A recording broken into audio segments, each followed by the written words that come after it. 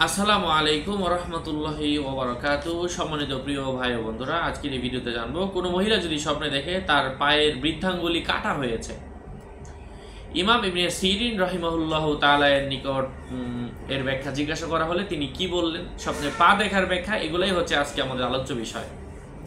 এক মহিলা স্বপ্নে দেখলো তার পায়ের বৃদ্ধাঙ্গুলিগুলি কাটা হয়েছে।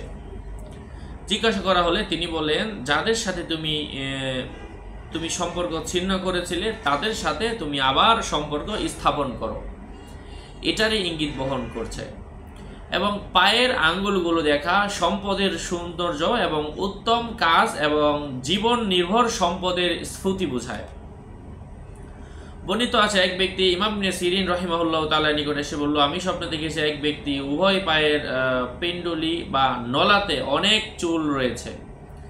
ইমাম রাহিমাহুল্লাহ তাআলা বলেন যে লোকটি ঋণগ্রস্ত হবে এবং জেলখানায় মারা যাবে। লোকটি বলল যে আমি স্বপ্নে আপনাকেই দেখেছি। তা শুনে ইমাম ইবনে সিরিন রাহিমাহুল্লাহ তাআলা ইন্না লিল্লাহ পড়লেন এবং তিনি 40,000 দিরহাম ঋণ রেখে জেলখানায় মারা গেলেন এবং তার মৃত্যুর পর লোকটি তার পক্ষ হতে ঋণগুলো পরিশোধ করে দিল। যদি কেউ স্বপ্নে দেখে যে তার পায়ের গোছা বা নলা বাঁকা হয়ে গিয়েছে, ব্যাখ্যাকারী এর কাছে এর ব্যাখ্যা জিজ্ঞাসা করার পর ব্যাখ্যাকারী বললেন, তুমি ব্যভিচারী হবে। কিছুদিন পর তাকে কোনো মহিলার সাথে জেনা করেছে এমন অবস্থায় গ্রেফতার করা হলো। অর্থাৎ ব্যাখ্যাকারী যা বলেছিলেন তাই ঘটল। যাই হোক, আরও আপডেট পেতে সাথেই থাকবেন, সুস্থ থাকবেন, ভালো থাকবেন। আপনাদের মঙ্গল এবং দীর্ঘায়ু কামনা করে এখানেই শেষ করছি। আসসালামু আলাইকুম ওয়া রাহমাতুল্লাহ।